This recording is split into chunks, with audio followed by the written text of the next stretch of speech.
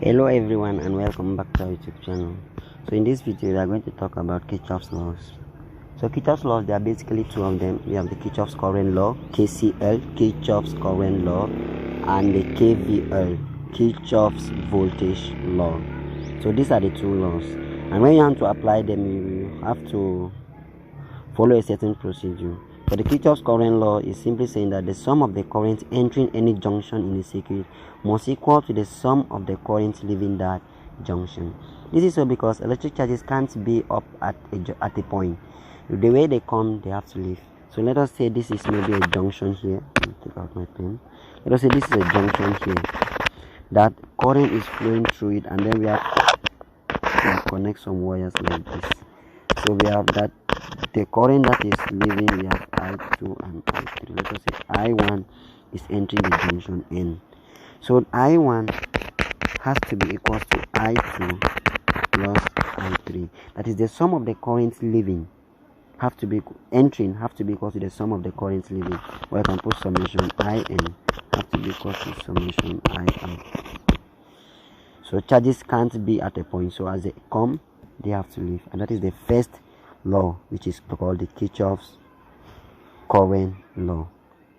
And now for the Kirchhoff's voltage law, or the loop rule, is saying that the sum of the potential difference across all elements around any closed circuit loop must be zero. Please, closed in the past even. So if you are traversing a loop that is closed, I'll show you what is a loop in few seconds and few minutes. So the sum of the voltages drop in every loop have to be equal to zero. When you are applying the loop, you have to note, because loop is the conservation of energy. Is it okay? Now when applying Kirchhoff's second rule in practice, we imagine traveling around the loop and consider changes in electric potential. The potential change across a resistor is negative if the loop is traversed along the chosen direction of current. That is, potential drops across a resistor. Now if this is a resistor like this, and the current flowing through it is I, and let us say this thing forms a loop is something like this. Let us say it forms a loop like this. Now if I'm traversing this resistor R1 and I'm going the loop in this direction, right? So I'm passing through here and I'm going this way, and I've just said that the current is also flowing this way. So I1, now the voltage drop across the resistor will be negative. It will be negative I1 R1. Is it okay? But if I'm traveling the loop in this other direction, right, I'll be meeting R1 here, but the current that is flowing through is what? I1, which is going back in this direction to the right, while me I'm going back this way. So in that case, I'll have a positive voltage drop, that is will be positive I1 R1. Please try to understand it. So that is how you know the voltage drop across a resistor. It is negative if you are traveling same direction as current, as the choosing direction of current flow. You choose your direction. If they have already chosen it to you, then you just follow it gently. Now if you are going it into if you are traveling through the loop and you meet a resistor in the opposite direction, then you have to put the potential difference to be positive. Hope it's clear. Okay, now that is that. Then for the EMF, if an EMF source is traversed in the direction of the EMF, that is from negative to positive of the cell or battery, the change in potential is positive. Now let us say if I am having, anyways, let me try to cut it out. Yeah. Okay, so if I'm having this circuit like this,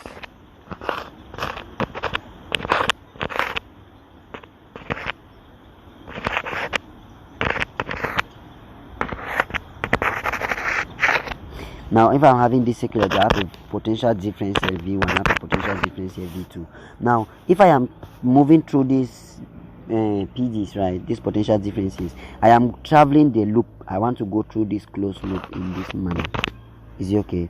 From like this, I want to go this way. So I can call this A, B, C, D. So I want to go through, I'll go from A to B to C to D and then back to A. So this is how you write it. You move from A, you come back to A, then you equate that your sum of their PDs have to be equal to 0. So now how do we go it? If you meet a potential drop, a PD, an EMF, now I'm moving from A to B, nothing. B to C, I have two elements, V1 and V2. So how do I apply Kirchhoff's loop rule? Here I will say that on this V1 here, the shortest terminal is the negative and the longest terminal is always the positive. Here's the negative, here's the positive. So now I will have V1 here, and I'm going V1, so I'll be having V1 and V2. Then the voltage drop across this resistor R1 and R2, then R1, then R2. That equals equate that to 0, right? I have to equate that to 0. That is, I'm having V1, V2, R1 and R2, and I have to equate that to 0. So how do we do it? If the current leaving is I, now I'm coming. This is a potential difference V1. I'm going from negative to positive. Then I'm saying here that if an EMF source is traversed in the direction here, it's traversed in the direction of the EMF, that is from negative to positive of a cell or battery, the change in potential is positive. So now I'm moving from negative to positive, so the change in potential will be what? Positive. So I'll be a voltage gain. I'll put positive V1, and that is indicated by a positive sign. Now if the direction, if an EMF source, the last line, if an EMF source is traversed opposite the direction of the EMF, that is from positive to negative of a cell or battery, then the change in potential difference is negative. Correct. So we are having the change here will be what? Negative V2. Now we come to R1. R1 is this one here, and R2 is this one here. So now I'm going this way. Now I'm still coming toward V2. Now I've put negative because it's positive to negative. Now I'm coming towards R1, and I1, you see, I is the current flowing through it. The direction I'm going is the direction that the current is also flowing, right? I've just said that the direction of current is going from A to B to C to D to A, and I'm also going from A to B to C to D. Now at C to D, I meet R1, and the same direction of current flow. So we'll be having the what? Negative I R1, and I come to R2, same direction. So I'll be having negative I R2, and that have to be equal to what? 0. I have applied my Kirchhoff's loop rule, and that's how you always apply Kirchhoff's loop rule. Very straightforward, right? So this is a PDF that I just typed on that. Let me see. So this is it. I'm saying that if the junction entering, the sum of the currents entering equals to the sum of the current out, you can take a screenshot, and the sum of the potential difference across all the loops have to be equals to 0. Then note, when applying Kirchhoff's, the following applies. So this is some of the diagrams here. So this is a battery, that is a resistor that I'm going through it, right, from A to B, the resistor I. So I have negative I out here. Then on the next direction, we have, if I'm going against the current, the direction of current, I've just indicated with the red arrow. Then direction of travel to be that is it purple? So we have positive I, and if I'm against, then for the loop rule, negative to positive is positive EMF, and negative and positive to negative is simply negative EMF, and that is that. Then I have some examples associated with the PDF. It is a 7-page PDF file summarizing everything, so you can feel free maybe to ask for the PDF in our discussion groups. Thanks for watching, and make sure don't forget to subscribe, like before you ask it. Okay, so we go back here, and here is all the simple analysis of this law. Now let us say this is an equation that came in June 2022, advanced level, paper 2. We state that you should find the current that are in this circuit, right? So you should find the current flowing through the 3 ohms, through the 3 ohms resistor, and through the 2 ohm resistor, through the 4 ohms, and through the other 4 ohms, right? You should find the current that are flowing through them. Now the current flowing through this 4 ohm, they have the same magnitude. Then the current have to be the same. Perhaps you have seen this equation, V equals to I. Is it okay? So I is equals to V on R. Remember, when resistors are connected in parallel, they have the same voltage. So the voltage here will be V, and the one here will be V if I consider it right. And now they have the same resistances, so R is the same. So for the voltage across this one will be what? The V on the 4 ohm, and the one again here will be V on the 4 ohm. So the same currents will be flowing through them. So I can shorten this circuit by simply looking the equivalent resistance between this 4 ohm and this other 4 ohm. So I will be trying to say that we'll have our new circuit to be like this. I can write the new circuit to be something like this. I'll look for the equivalent resistance, and the equivalent resistance for resistors that are having same magnitude, then the equivalent resistance, when they are connected in parallel, the equivalent resistance is simply half of the equivalent of the single resistance of the single resistor. So here will be 2 ohms. Is it okay? So for those who like to use the formula, let us go about it. We are saying that R equivalents have to be equal to 1 over R1 plus 1 on R2, or to the negative 1 power. So that is the formula. So we'll be having 1 over 4 ohm we had, plus 1 over 4 ohm we had, all to the negative 1. And this is simply 2 over 4 ohm all to the negative 1. So 2 over 4 ohm all to the negative 1 is simply 4 over 2 ohms. So it will be 4 ohm over 2, which is simply 2 ohms, and that is it. So for those who like to use the formula, that is how you can go about it. And now we have how many loops here and how many junctions. That is what our interest is here. That is our interest here. So we have how many loops and how many junctions. Let me write this well. So we put back the 2 ohms. That is the equivalent resistance. We are just equivalent resistance means that you look for a resistor that you bring, that is having, that will not change the circuit. It's okay. You just represent it. It is just equivalent. It's just like you replace a certain blue pen with another blue pen. Nothing have changed in terms of writing, right? So that is the meaning of equivalent resistance. You have just replaced it with another resistor which will behave the same in that circuit. Nothing have changed. So the one we'll bring here is 2 ohms, since 4 and 4 were there in parallel. So if a person have 2 ohm resistor connected in parallel and you have a 2 ohm resistor, you people have the same circuit. Is it okay? Thank you. So now we have how many loops here? So this is the first loop, this is the second loop, and we have the outer loop. So for us to talk it very well, let us say this is A, B, C, D, E, F. Okay, now the loops we are having is simply from A. I can say that loop 1 is simply A to B to E to F and back to A. Please, you are seeing it right. We go from A to B, we go from B to E to F and back to that. Correct? And now the second loop is which one is now the second loop? The second loop is simply the one that you move from B to C to D to E and back to B. And back to B. Because if you have not gone back to B, you have not done a loop. So you have to go back to B. And the second one, the third and the last loop that is found in this circuit is simply from A to B to C to D to E to F and back to A. So we'll be having from A to B to C to D to E to F and back to A. So we have 3 loops here. And how many junctions? So at B we have a junction, that is the current that will be leaving will come like this and come here. Part of it will go this way and part of it will come down. And at E also there is another junction. So at E, the current that is leaving, if I say the current leaving through A is I1, I can use a red pen. The current leaving through, let me just color the I1 using the alternative function. So now I1 is leaving from A to B. At B to C, part of it will go there, I2, and part of it will come down here. We call it I3. And now if you come back through C to D, you come back towards E is simply the I2 that is still going through. And now I3 is simply coming down through the 3 ohms as well. And they'll come and meet at E. They will flow as what? That is a question that I have for you. So that suppose I think about it. So we have at junction A, at junction B, sorry. So I1, which is empty, have to be equal to I2 plus I3. And at junction E, you'll be simply having that I3 plus I2 have to be equal to what? See the equation up there, that I1 plus I3 is equal to, it's just like reversing it. So we have to be equal to I1. So the current leaving have to be what? I1. And after all, it has to go back. That is, charges do not be a point. They leave and they come back. So this is it. They are going, I1 was leaving, I1 have to come back. So you see, we have simply applied our junction rule at the junction. I see that these two equations are the same, right? 2 plus 1 equals to 3, same as 3 is equals to 2 plus 1. Nothing have changed. Okay, now to apply the loops rule, I think I can clean all of this. I think I can clean this for a moment. Yeah.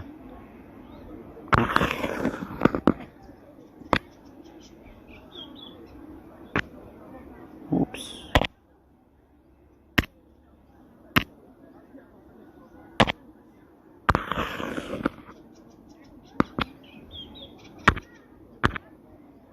Okay. Sorry for this waste of time. Let me see if I can cut this.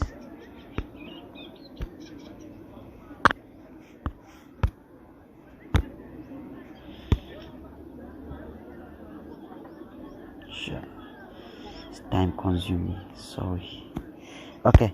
So we go back, and now this is our circuit. We want to apply the 3 equations, so we can write them, we can solve them later. So we will move from A to the first loop is, I will say KVL KVL at 1. I'll apply KVL at A, B, E, F, A. So A, B, E, F, and back to A. So we'll apply KVL at this loop. So from here to here we have nothing. A to B we have nothing. B to E we have 6 volt and 3 ohms. Now let us analyze it. The 6 volt, please, here is the positive terminal in the question. So we are having negative to positive. The shortest one is the negative. So we are moving from a negative to a positive. That is a potential gain.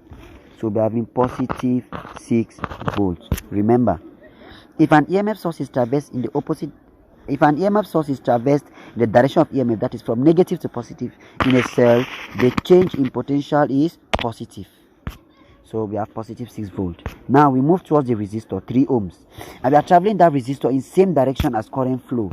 Right, remember, the potential change across a resistor around here is negative if the loop is traversed along the chosen direction of current. So we are going through the chosen direction of current, and the current here is simply I3. Please look at it very well. It is I3 flowing through this junction, I3. So through this line or through this branch. So we have negative 3 I3.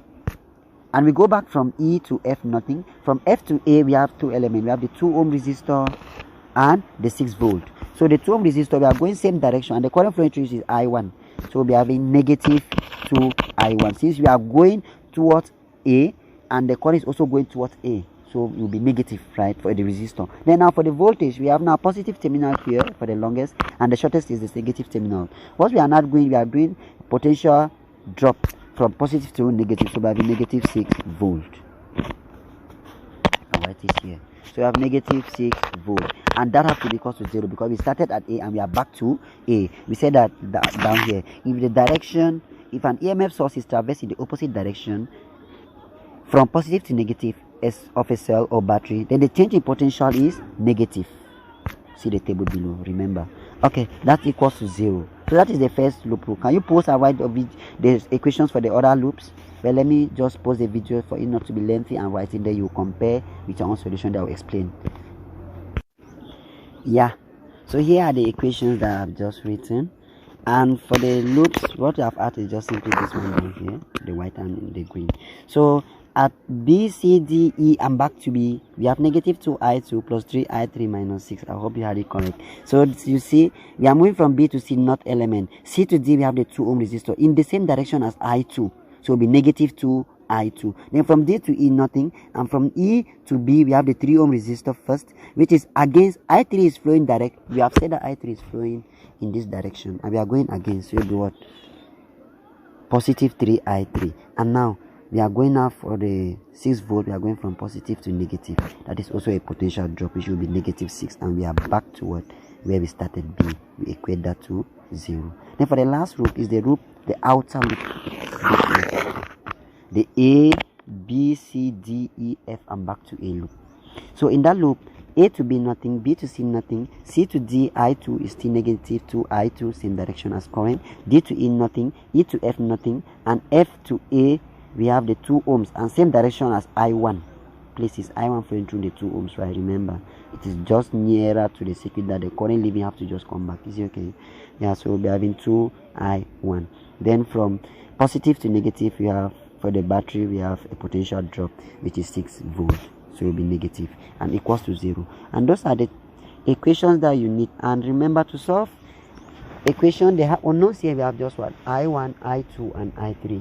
And to solve an equation with 3 unknowns, you need at least 3 equations. You need what? At least 3 equations. And these 3 equations are enough for you to solve for the current. I prefer you to use the substitution method, that you make I1 the subject and you go and substitute in the next one, and then you make I2 and you go and substitute in the next one. You'll be left with I3 and you solve. That is the best way to go about it, and the easiest way. So thanks for watching. In our future videos, we will solve a lot of mathematical problems in this, and I think for the physics part, this is all you need. If the equation come on this, know that the physics part will have more marks than the mathematics part. So solving system of linear equations is pure mathematics, so that will have less marks, so the physics will have more marks. So try to master the analysis, and any question feel free to ask in our discussion groups or in our other forums. So I would like you to also subscribe if you have not. You ring on the notification bell, you share to other people across Africa and beyond, and we'll see you have any problem, you post in the comment section. Thanks for watching. Have a great day.